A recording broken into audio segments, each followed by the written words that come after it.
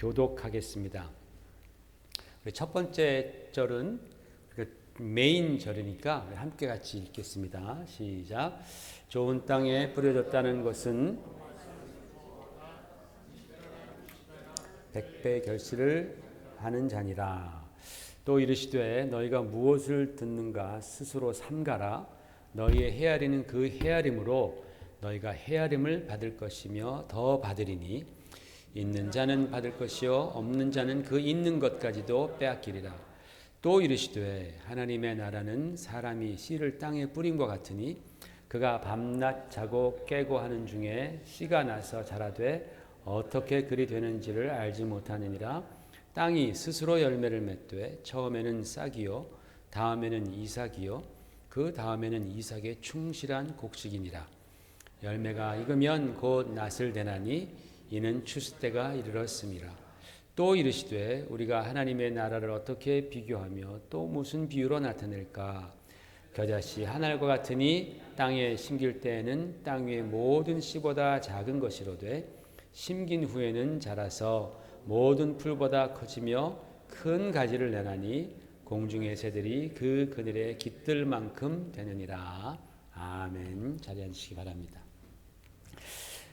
제가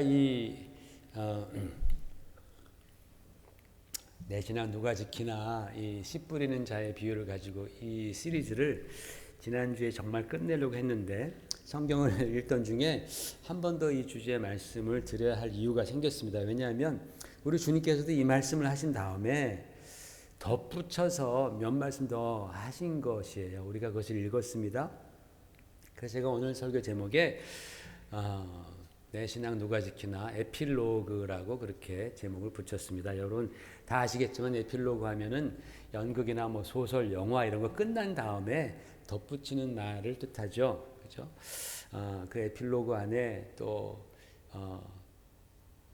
그 진심이 들어가 있는 경우가 참 많이 있습니다.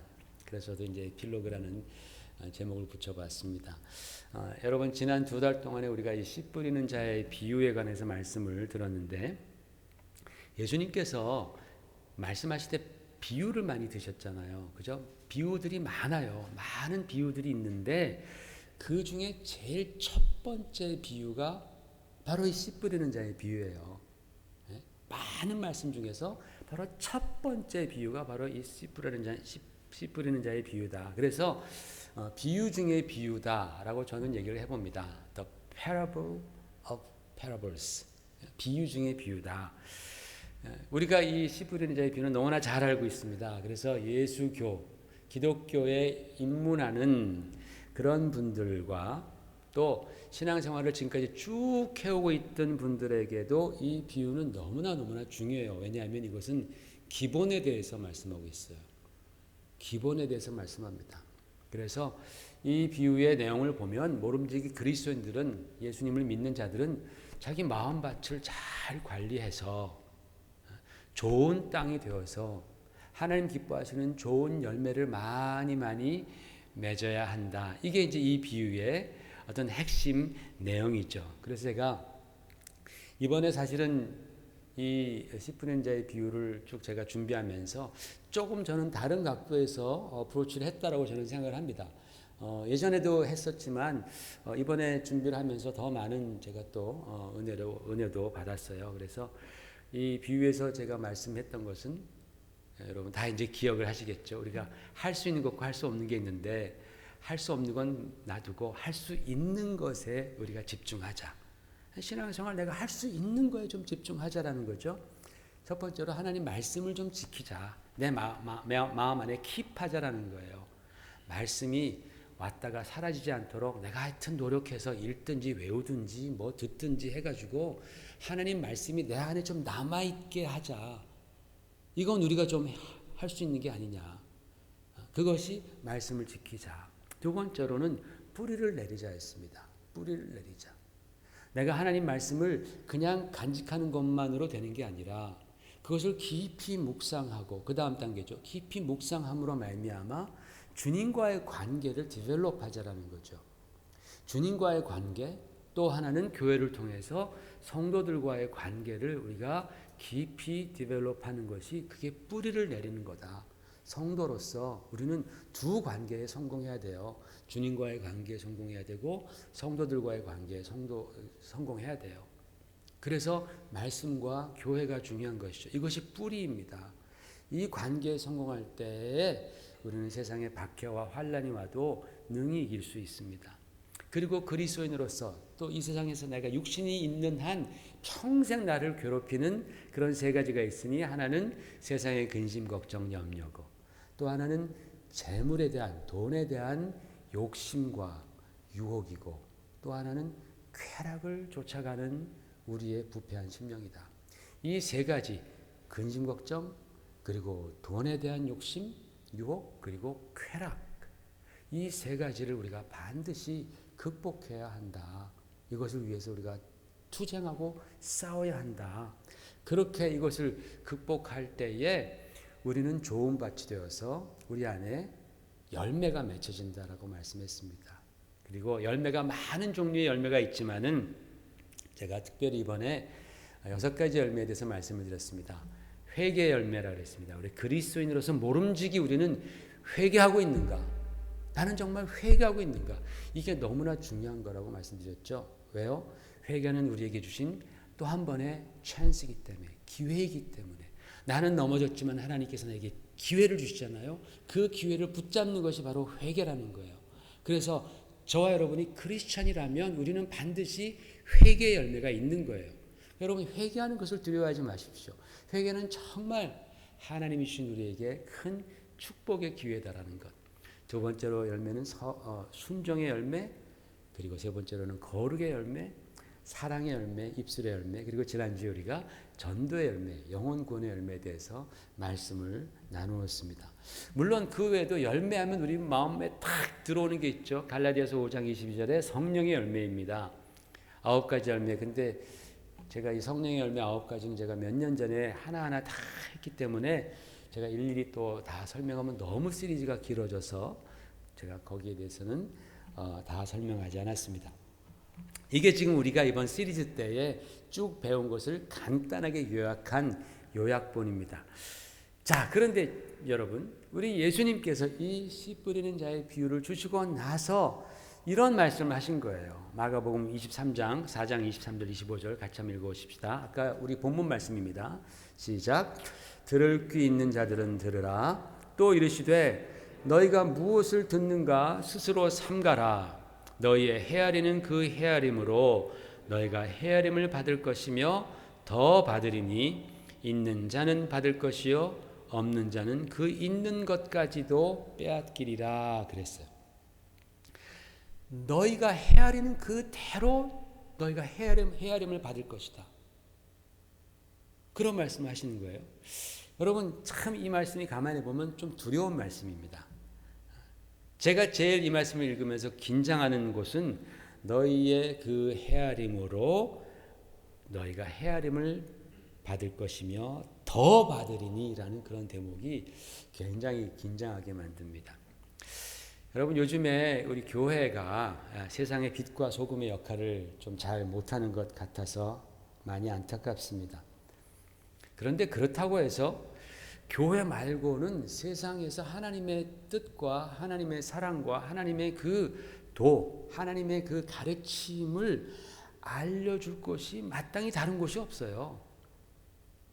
교회가 아니면 교회의 그 역할을 할 만한 다른 곳이 세상엔 없습니다. 어디 다른 데 있을까요? 그 교회는 우리 주님께서 하나님 아버지의 뜻을 세상에 나타내기 위해서 세우신 최고의 그리고 최종적인 모임이 바로 교회예요. 그래서 성경은 교회를 주님의 몸이다라고까지 그렇게 말씀했습니다. 여러분, 오늘날 우리가 살고 있는 이 세상은 어마어마한 속도로 달려갑니다. 굉장히 빠른 속도로 달려가는데 어디로 달려가느냐? 불행하게도 하나님과 반대 방향으로 달려가요. 하나님으로부터 굉장히 빠른 속도로 멀어집니다. 오늘날 세상은. 지난 30년 전과 지금 비교해 보면 상상할 수 없을 정도로 이 세상은 하나님으로부터 멀어져 갔고 하나님의 말씀으로부터 멀어져 갔습니다. 여러분, 한 50년 전까지만 하더라도 미국에서 경건한 사람들이 많았습니다. 7, 80년 전까지만 하더라도 선교사 보내고 그들을 지원하면서 정말 그 복음 전파에 정말 아주 많은 사람들이 애썼습니다. 근데 이제는 미국 교회도 자기 자신도 추스리지 못할 만큼 망가져 있습니다. 왜? 세상이 너무나 빨리 하나님 반대 방향으로 멸망으로 막 달려가는 거예요. 여러분 운전하시다 보면은 이렇게 차에 이렇게 앉아 있는데 옆에 이제 레인이 비어가지고 차가 휙 지나갈 때, 큰 차가 확 지나갈 때 여러분이 타고 있는 그 차가 얼마나 육중합니까? 그런데 그 차가 휘청거리지 않아요? 그죠? 막 고속버스 같은 게 막 확 지나간다던가 아니면 큰 트레일러 같은 게 막 100km, 200, 150km로 휙 지나가면은 옆에 가만히 있던 차도 막 흔들려요. 조그만 아이 같으면 그냥 휩쓸려 갈 정도로 그렇게 무섭습니다. 교회가 급속도로 하나님으로부터 멀어져가는 그 세상 안에 있으면서 막 휘청거리는 거예요. 흔들리는 거예요. 타이타닉이라는 영화 보면은 그 큰 배가 물속에 빠져들어갈 때에 그 주변에 그 빠져들어가면서 막 큰 소용돌이를 내잖아요. 그러면 그 주변에 것도 같이 다 빠져들어가잖아요. 그거 안 빠져들어가려면 어떻게 돼요? 멀리 가야지. 멀리. 그 소용돌이로부터 멀리 가지 않으면 그냥 자기도 하다가 그냥 같이 침몰하잖아요. 같이 빠져들어가잖아요. 요즘 교회가 그런 처지 같아요. 급속도로 멸망으로 치닫는 이 세상, 주님 곧 오실 텐데 급속도로 하나님의 반대 방향으로 달려가는 그 세상의 옆에 언저리에 있다가는 하다가 그냥 빨려 들어가는 그런 아주 절박한 상황 가운데 교회가 있는 것 같아요. 그러면서 멸망하는 사람들은 교회를 욕하고 외면합니다. 그런 사람들은 이해가 돼요. 그러나 심지어는 교인들조차도 교회를 아주 가볍게 생각합니다. 물론 교회가 완벽하지 않습니다. 교회란 성도들의 모임이죠. 우리 성도들이 완벽한 사람이 없습니다. 그래서 그런 모임이 다 여러 가지 문제가 있지만은 그럼에도 불구하고 저는 어떤 때는 이 믿는다고 하는 사람들 중에서 그렇게 자신 있게 교회에 대해서 판단하고 비난하는 사람들을 보면 굉장히 저는 의아하게 느껴집니다. 솔직하게 참 저분들이 과연 교회가 무엇인지 알고는 있는가라는 그런 생각을 해봅니다. 교회는 주님의 몸이고 주님께서 피값으로 사신 성도들의 모임이 바로 교회라는 거예요. 부족한 죄인들을 주님께서 피값으로 사신 그들의 모임이 교회인데 그렇다면 자기도 믿는 사람이라면 자기도 그 성도들 중에 한 사람이고 그렇다면 그가 교회를 판단하고 비난하는 것이 마침내는 주님께 대함이요 또 자기 자신에 대한 것 아니겠어요? 주님께서 이 교회를 몸이라고 비유했잖아요. 그죠? 몸. 우리는 몸의 지체인데 내가 손인데 손이 보니까 위가 제 기능을 못해. 그래서 맨날 아파요. 그럼 손이 야 이놈 하고서 배를 때립니까? 아니죠. 손은 쓰러져야죠. 그죠? 네가 제 기능을 잘 못하니까 네가 쓰러져야지. 이게 바로 한 몸이지. 그죠? 근데 마치 한 몸이 아닌 것처럼 막 배를 때려댄단 말이죠. 마치 자기 자신은 그 몸에 있지 않은 것처럼. 그래서 여러분 사실은 비난하기에 앞서서 판단하기에 앞서서 먼저 정말 스스로 겸비해서 그런 모습을 볼 때에 탄식하며 기도해야 하는 게 그게 맞죠. 그죠? 우리가 정말 그런 모습을 본다면 그런 교회들의 그런 부족함을 본다면 우리가 판단하기에 앞서서 먼저 내가 기도하는 거예요. 그런데 기도하는 사람은 요즘에 적고 비난하는 사람은 점점 많아지는 것이 오늘날의 모습 같아요. 그거는 자기 자신의 발등을 찍는 격입니다. 성숙한 그리스도인이라면 비난 한마디 하기 전에 기도 100마디, 1000마디는 있어야 되는 거예요. 그렇죠? 비난 한마디 하기 전에 기도는 100마디, 1000마디는 있어야 됩니다. 여러분이 그런 기도를 안 했다면 자격이 없습니다. 제가 지금 우리 교회 때문에 얘기하는 거 아니에요. 우리 교회 지금 그런 문제 없습니다, 여러분. 오늘날 지금 이 교회의 문제들을 쭉 보면서 또 제가 마음 아픈 그런 부분들을 얘기하는 겁니다. 그래서 우리가 기도하다 보면요, 정말 주님 앞에 주님께서 그 사랑하시는 교회, 그 성도를 위해서 기도하다 보면 비난할 말보다 다른 말을 하나님께서 먼저 주시는 거예요. 다른 마음을 주시는 거예요. 그게 하나님의 마음인 거예요. 여러분, 성경은 이렇게 말씀했습니다. 로마서 2장 1절 말씀. 자, 한번 보십시다. 시작. 그러므로 남을 판단하는 사람아, 누구를 막론하고 내가 핑계하지 못할 것은 남을 판단하는 것으로 내가 너를 정죄함이니 판단하는 내가 같은 일을 행함이라 그랬어요. 잘 보세요, 여러분. 남을 판단하는 것으로 내가 누구를 정죄해요? 너 자신을 정죄한다라는 거예요. 남을 판단하는 것으로 인해서 그 사람을 정죄하는 것이 아니라 내가 내 자신을 정죄함이니 판단하는 내가 같은 일을 행함이니라 라고 말씀했습니다. 저는 이 말씀을 100% 믿습니다. 이 말씀 볼 때마다 어쩌면 성경이 그렇게 우리를 잘 속속들이 알고 계시는지. 여러분, 우리가 남을 판단할 때 우리에게도 그처럼 판단을 받을 일이 반드시 있다라는 말씀이겠죠.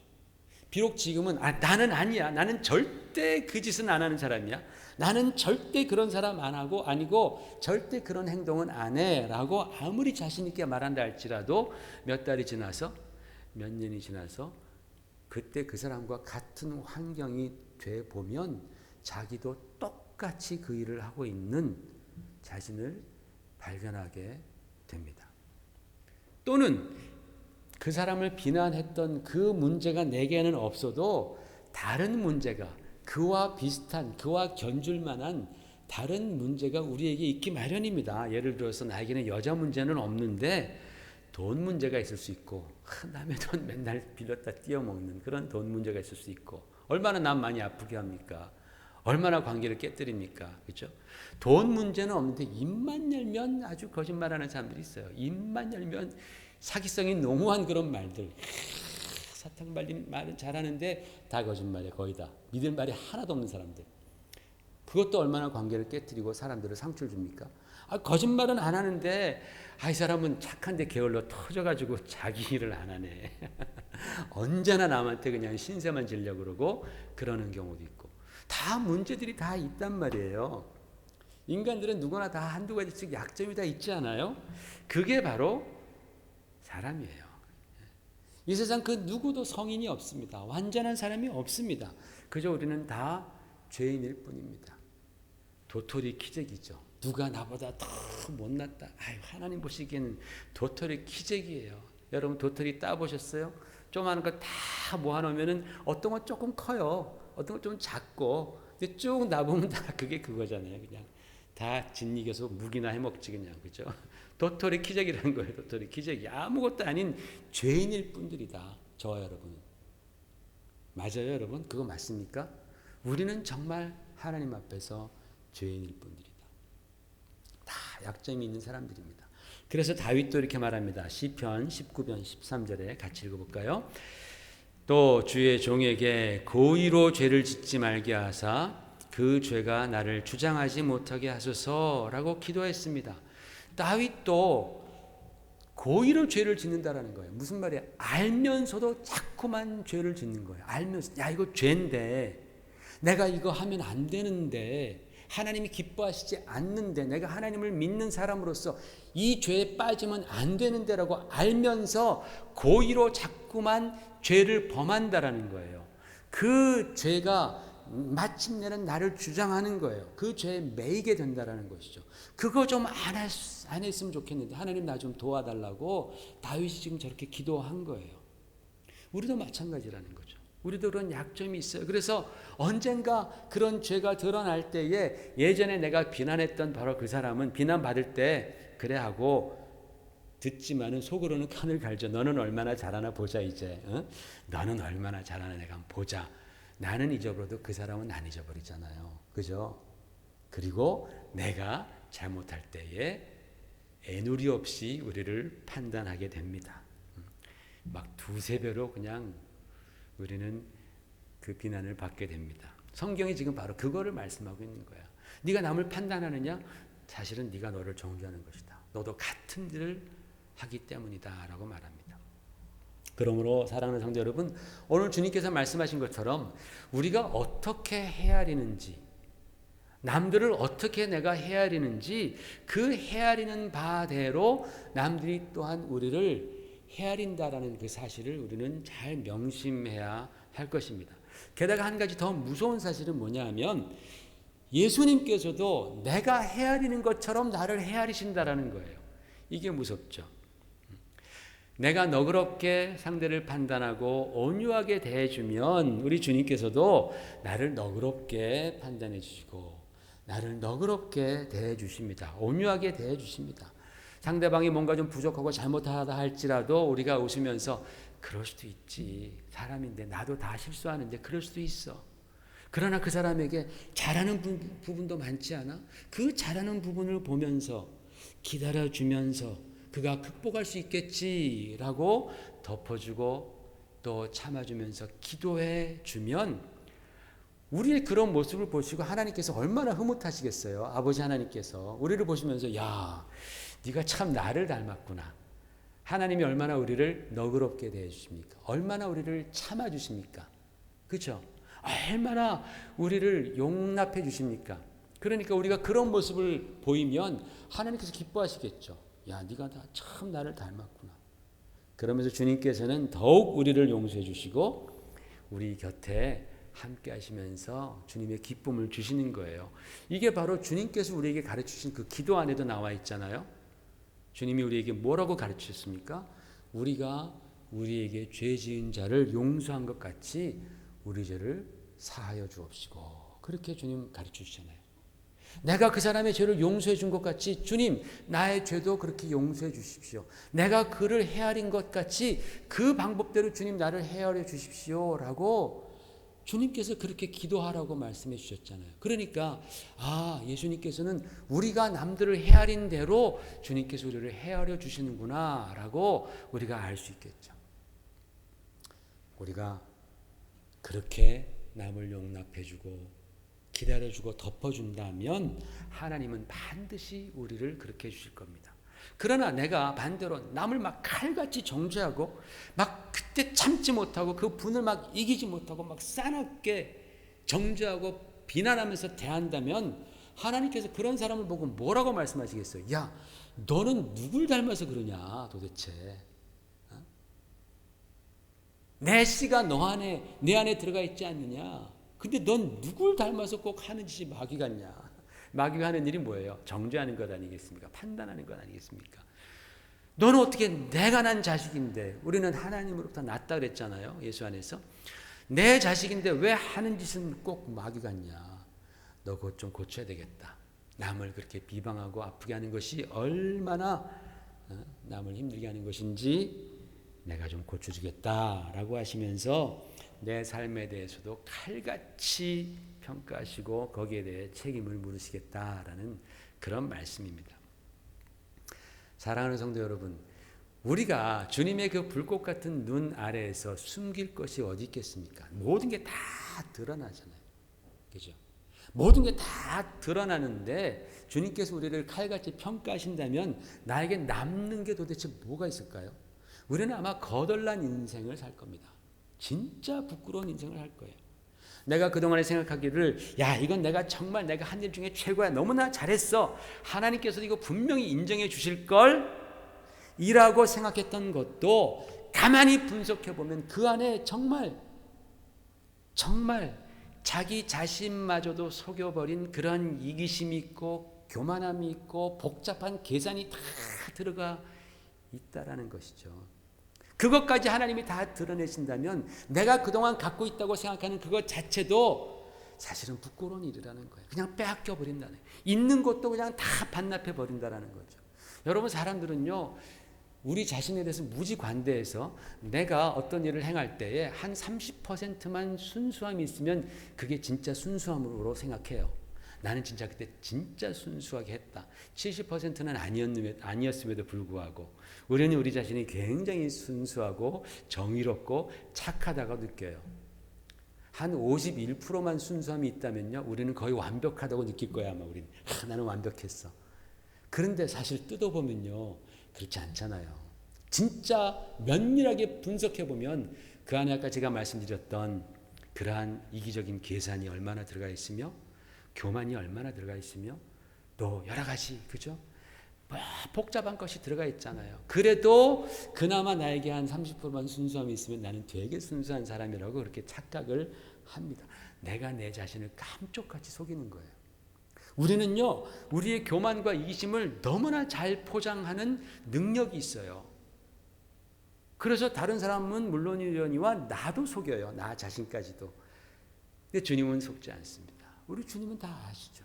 만약에 주님께서 그것까지도 다 잡아내신다면 우리에게 자랑할 것이 하나도 없어요. 진짜로. 있는 것도 빼앗기는 셈이죠. 그러나 그와 반대로 우리 주님께서 우리를 넉넉하게 평가해 주신다면 어떤 일이 벌어지겠습니까, 여러분? 우리를 넉넉하게 평가해 주신다면, 야, 이건 정말 대박입니다. 여러분, 주님의 넉넉함과 우리 인간들의 넉넉함을 비교해 볼 때 비교가 가능할까요? 불가능합니다. 여러분, 하나님이 지으신 이 우주를 보십시오. 얼마나 광대합니까? 얼마나 넓습니까? 끝이 없지 않습니까? 하나님께서 우리에게 넉넉하게 대해 줄 때 그 넉넉함이란 바로 이 우주처럼 끝이 없어요. 너무나 넓은 넉넉함이 곧 하나님의 넉넉함인 줄로 믿습니다. 그래서 시편 기자는 이렇게 고백하죠. 시편 116편 같이 보십시다. 시작. 여호와는 은혜로우시며 의로우시며 우리 하나님은 긍휼이 많으시도다. 여호와께서는 순진한 자를 지키시나니 내가 어려울 때 나를 구원하셨도다. 내 영혼아 내 평안함으로 돌아갈지어다. 여호와께서 너를 후대하심이로다. 후대한다라는 것이 넉넉하게 대해준다라는 거예요. 여호와께서 너를 후대하심이로다. 시편 기자도 그 하나님의 넉넉하게 대해주시는 바로 그 은혜를 바라보면서 내 영혼아 평안함으로 돌아갈지어다. 할렐루야. 여러분, 우리가 신앙생활하면서 정말 이 하나님의 넉넉하심을 좀 바라봤으면 좋겠어요. 성경은 하나님께서 우리를 넉넉하게 대해주시는데 시편 기자는 그 하나님의 넉넉하신 이유, 우리를 향하실 때에 후대해 주시는 그 이유를 하나님의 은혜와 긍휼과 의로우심이다라고 말합니다. 여기 잠깐 보면은 여호와는 은혜로우시며 의로우시며 우리 하나님은 긍휼이 많으시도다. 구약에 보면 항상 여기에 대해서 말합니다. 하나님은 의로우시고 은혜로우시고 긍휼이 많은 분이시로다. 바로 이 하나님의 긍휼과 은혜와 의로우심이 하나님의 우리를 향할 때의 넉넉하심의 이유다라는 거예요. 여러분, 그런데 하나님의 그 은혜와 하나님의 긍휼과 하나님의 의가 가장 집중된 사건이 있죠. 그게 뭐예요? 여러분 잘 아시는 바로 예수 그리스도의 십자가의 사건. 지금 구약에서 항상 이 말을 하고 있는데 그 모든 하나님의 은혜와 의와 그리고 긍휼이 최고로 아주 인텐스하게 집중되어서 드러난 사건이 바로 이 십자가잖아요. 하나님의 이 십자가, 예수 그리스도께서 지신 바로 이 십자가에 하나님의 가장 넓으신 은혜와 하나님의 가장 깊으신 긍휼과 하나님의 가장 높으신 의와 그리고 하나님의 가장 완벽한 사랑이 바로 이 예수 그리스도의 십자가에 집중되어 있는 거예요. 그러니까 여러분, 우리는 이 예수 그리스도의 십자가에서 하나님의 가장 위대하신 넉넉함, 가장 크고 넓으신 그 후대함을 우리가 경험하는 거예요. 왜? 여기에 바로 하나님의 은혜와 긍휼과 의와 사랑의 극치가 바로 이곳에 집중되어 있기 때문에 그렇습니다. 그래서 여러분, 우리가 신앙생활하면서 우리는 더 십자가를 묵상해야 되는 거예요. 정말 그 십자가에서 드러난 하나님의 그 놀라우신 은혜, 그 측량할 수 없는 그 사랑, 하나님의 그 의로우심, 긍휼하심, 이것을 우리가 십자가를 통해 더 깊이 묵상하면 묵상할수록 우리는 그 하나님의 넓으신 넉넉함을 우리는 경험하게 되는 거예요. 십자가를 모르는 사람들은요, 마음이 좁아 터져요. 교회를 다니고 신앙생활 하면서도 마음이 왜 이렇게 좁아 터져 있는지 몰라요. 왜? 십자가의 그 은혜를 모르기 때문에 그래요. 십자가를 묵상을 하지 못하기 때문에 그래요. 그 십자가 앞에서 엎드릴 때 주님께서 우리에게 부어주시는 그 하나님의 넉넉하심, 이것을 우리가 경험하지 못하면 우리의 마음은 자꾸만 좁아지는 거예요.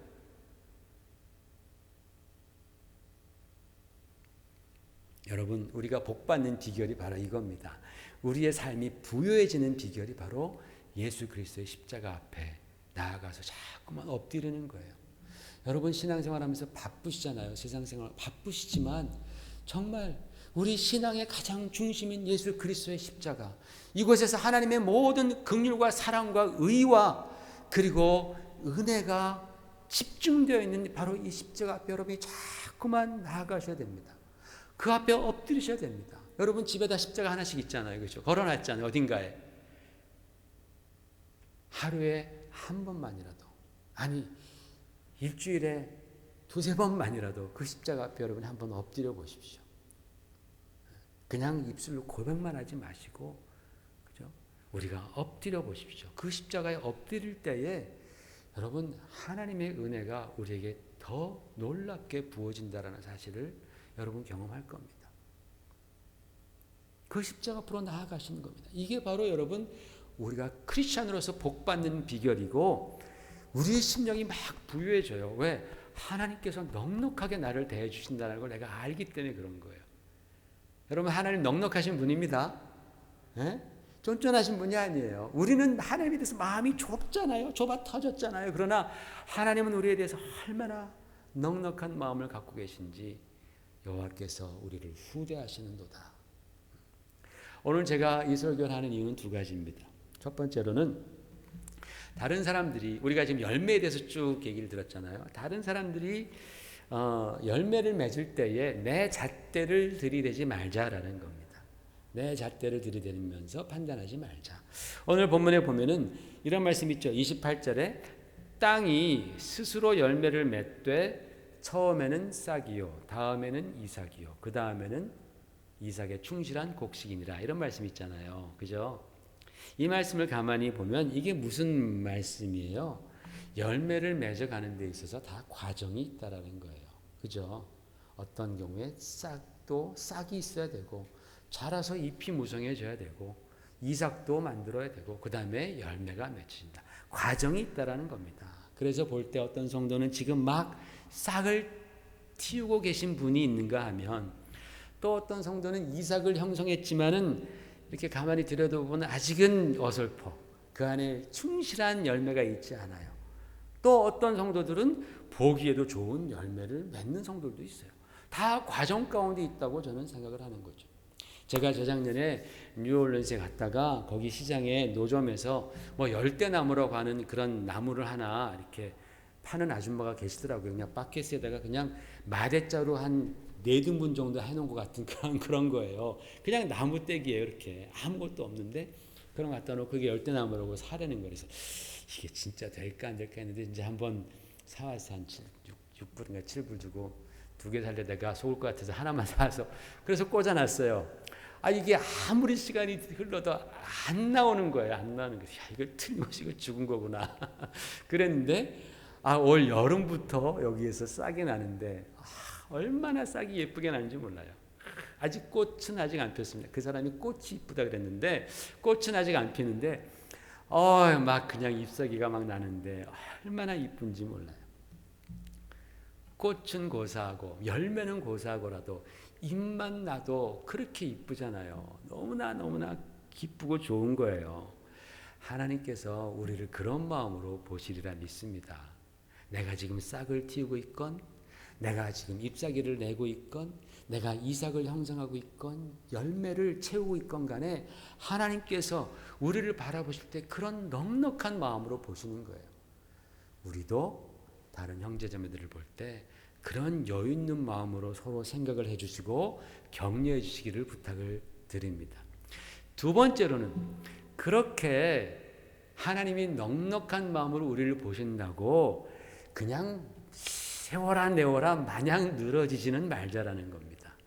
아유, 하나님이 넉넉하게 봐주시니까 나는 그냥 세워라 내워라. 아닙니다. 내가 좀 부족한 면이 있고 내가 좀 자신이 없다 할지라도 하나님께서 나를 넉넉하게 후대해 주심을 믿고 또 다른 형제자매들의 격려와 기도를 의지하면서 우리가 맺어야 하는, 시냇가에 심은 나무가 철을 따라 열매를 맺는다 그랬잖아요. 그 때에 맺어야 할 그 열매가 있다라는 거죠. 그 때에 내가 성장해야 할 부분이 있다라는 것이죠. 그것을 맺어가는 일에 우리가 집중하시자라는 거예요. 집중하자. 그냥 세워라 내어라 하지 말고. 물론 우리가 싹을 틔우는 거 아름다워요. 우리가 어렸을 때 학교 다닐 때 처음에 초등학교 들어가면은 뭐 먼저 합니까? 저 때는 그랬습니다. 줄 긋기. 노트에다가 줄 위에서 아래로 똑바로 긋는 거 그거요. 근데 그것도 잘 못하죠. 어렸을 때는 막 삐뚤빼뚤. 그 다음에 동그라미 만들기. 근데 동그라미도 힘들어요. 항상 끝이 안 맞더라고 처음에는. 이렇게 해서 커지고 좀 작아지고 끝이 안 맞아요. 그러다가 딱 끝이 맞으면은 엄마가 옆에 있다가 이야 잘했다. 예쁘게 동그라미 그렸다. 삼각형 그리고 네모 그리고 줄 긋고 하잖아요. 처음엔 그것도 이쁘지만 6년 동안 그것만 하면 어떻게 해요, 그죠? 6년 동안 아직도 6학년인데도 동그라미 그리느라고. 그러면 이거 참 문제잖아요. 다 때가 있는 법이에요. 때에 따라 과실을 맺으라 그랬습니다. 때에 따라 우리가 옷을 새로 입잖아요. 철마다 내가 이 옷 입잖아요. 그죠? 여름에는 시원한 거 입고 겨울에는 따뜻한 거 입고 철마다 옷을 갈아입는 것처럼 우리 성도들도 그 때에 따라서 맺어야 할 열매가 있고 자라야 할 분량이 있다라는 말씀입니다. 조금 전 말씀에서 예수님께서 이런 말씀하셨죠. 31절 32절 말씀 같이 한번 읽어볼까요? 시작. 겨자씨 한 알과 같으니 땅에 심길 때에는 땅 위의 모든 씨보다 작은 것이로되 심긴 후에는 자라서 모든 풀보다 커지며 큰 가지를 내나니 공중의 새들이 그 그늘에 깃들일 만큼 되느니라 그랬어요. 주님께서는 작은 씨를 심으시면서 주님은 뭘 기대하시냐? 큰 나무를 기대하시는 거예요. 큰 가지를 이루어서 거기에 새들이 막 깃들이는 거예요.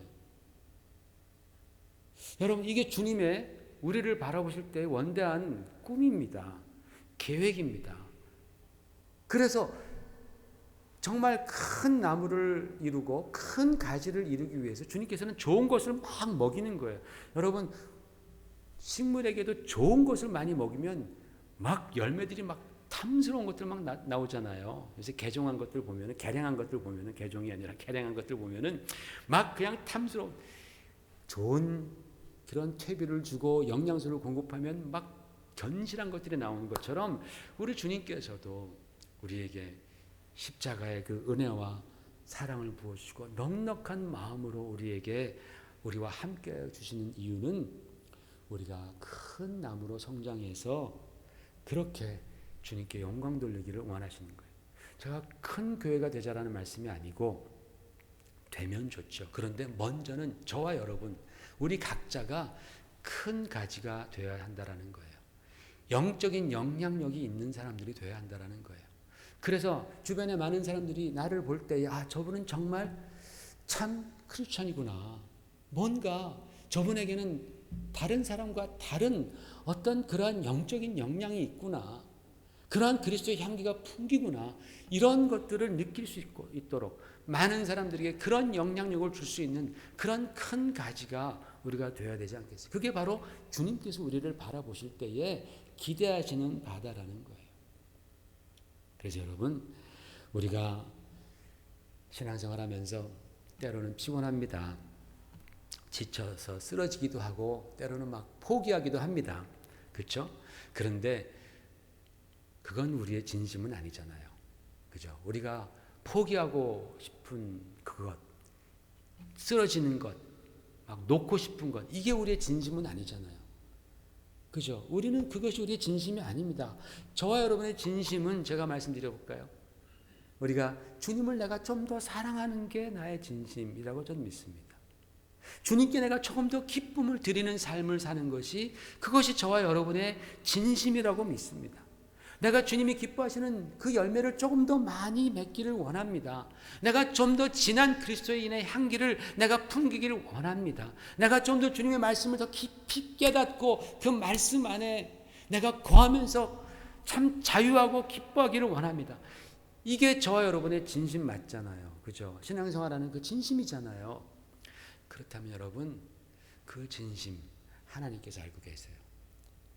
여러분, 우리가 힘을 좀 더 내어서 우리가 좀 더 앞으로 나아가십시다.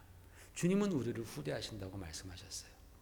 그 주님의 넓으신 마음, 넉넉한 마음 우리가 힘입고 우리가 가다 넘어지면 또 일어나면 되는 것이고, 포기했다면 다시 우리가 주워들면 되는 것이고, 그렇게 해서 우리의 진심인 주님 사랑, 더욱더 주님 앞에 우리가 더 헌신하는 그러한 삶을 살아가시기를 주의 이름으로 부탁을 드립니다. 주님께서 분명히 우리가 맺는 열매에 대해서 30배, 60배, 100배라고 말씀하셨습니다. 또 여기 보면 너희가 큰 가지에 대해서 말씀하고 있습니다. 왜 그렇게 주님께서 많은 열매를 원하실까요? 우리는 10배만 열매를 맺어도 우리 먹고 사는데 문제가 없잖아요. 100배 너무 욕심 아닌가요? 왜 그랬을까요?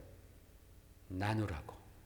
여기의 말씀처럼 다른 새들이 와서, 다른 영혼들이 와서 같이 그 그늘에 깃들라고, 그 열매를 같이 먹으면서 그도 또한 그 하나님의 풍성함을 경험하라고 주님께서는 이 많은 열매에 대해서 말씀하신 줄로 믿습니다. 그것이 바로 주님의 우리를 향하신 꿈이시고 계획이시고 우리가 함께 고민해야 할 비전이라고 생각을 합니다. 같이 기도하십시다. 하나님 아버지,